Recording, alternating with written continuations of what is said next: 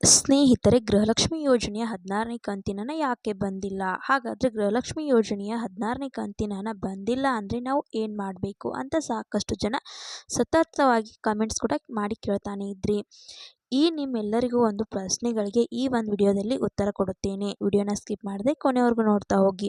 ಹಾಗೆ ನಮ್ಮ ಚಾನಲ್ನ ಇನ್ನೂ ಯಾರು ಸಬ್ಸ್ಕ್ರೈಬ್ ಮಾಡಿಕೊಂಡಿಲ್ಲ, ಸಬ್ಸ್ಕ್ರೈಬ್ ಮಾಡಿಕೊಂಡು ವಿಡಿಯೋಗೆ ಲೈಕ್ ಕೊಟ್ಟುಬಿಟ್ಟೇ ವಿಡಿಯೋ ನೋಡೋಕ್ಕೆ ಸ್ಟಾರ್ಟ್ ಮಾಡಿ. ಹೌದು ಸ್ನೇಹಿತರೆ, ಗೃಹಲಕ್ಷ್ಮಿ ಯೋಜನೆಯ 16ನೇ ಕಂತಿನ ಹಣ ಇನ್ನೂ ಯಾಕೆ ಜಮಾ ಆಗಿಲ್ಲ? ಮಂಗಳವಾರನೇ ಹಣ ಆದರೆ ಜಮಾ ಬರಬೇಕಿತ್ತು. 14ನೇ ತಾರೀಕು ಸಂಕ್ರಾಂತಿ ಹಬ್ಬಕ್ಕೆ ಹಣ ಬರಬೇಕಿತ್ತು. ಆದರೆ ಯಾಕೆ ಹಣ ಬಂದಿಲ್ಲ ಅಂತ ಸಾಕಷ್ಟು ಜನ ಕಮೆಂಟಲ್ಲಿ ಕೇಳ್ತಾನೆ ಇದ್ರು. ಎಲ್ಲರಿಗೂ ಸಚಿವೆ ಅಂತ ಲಕ್ಷ್ಮಿ ಹೆಬ್ಬಾಳ್ಕರ್ ಅವರು ಹೇಳಿದ್ರು ಮತ್ತು ಹಾಗೆ ಚಂದ್ರಭೂಪಾಲ್ ಅವರು ಕೂಡ ಹೇಳಿದ್ರು ಹಣ ಬರುತ್ತೆ ಅಂತ.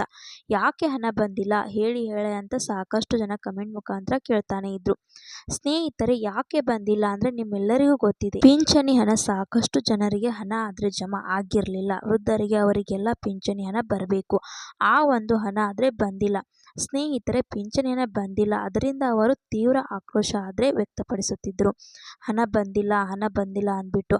ಅದರಿಂದ ಸರ್ಕಾರದವರು ಏನ್ ಮಾಡಿದ್ದಾರೆ ಅಂದ್ರೆ ಫಸ್ಟ್ ಪಿಂಚಣಿ ಹಣ ಜಮಾ ಮಾಡೋಣ ಅಂತ ಹೇಳಿ ಈಗ ಗೃಹಲಕ್ಷ್ಮಿ ಯೋಜನೆಯ ಹಣ ಬರಬೇಕಾಗಿತ್ತಲ್ವಾ, ಅದನ್ನ ಹೋಲ್ಡ್ ಅಲ್ಲಿ ಇಟ್ಟು ಮೊದಲು ಪಿಂಚಣಿ ಹಣವನ್ನ ಜಮಾ ಮಾಡಿದ್ದು. ಅದಾದ್ಮೇಲೆ ಮತ್ತೆ ಗೃಹಲಕ್ಷ್ಮಿ ಯೋಜನೆ ಹಣ ಜಮಾ ಮಾಡೋಣ.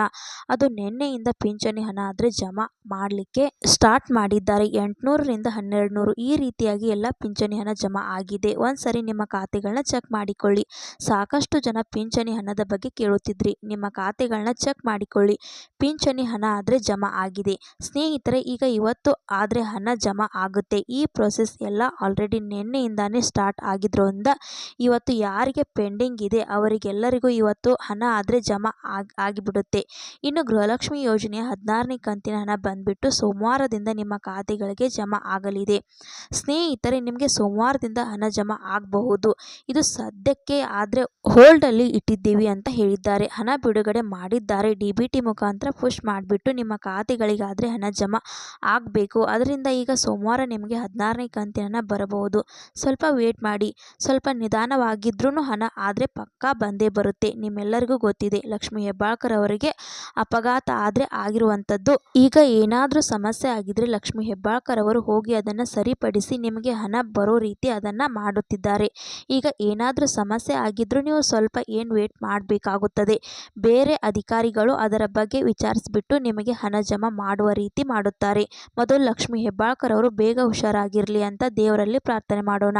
ಸ್ನೇಹಿತರೆ, ಈಗ ನಮಗೆ ಹಣ ಬಂದಿಲ್ಲ, ಏನ್ ಮಾಡಬೇಕು ಅಂತ ನೀವು ಕೇಳುತ್ತಿದ್ದೀರಾ.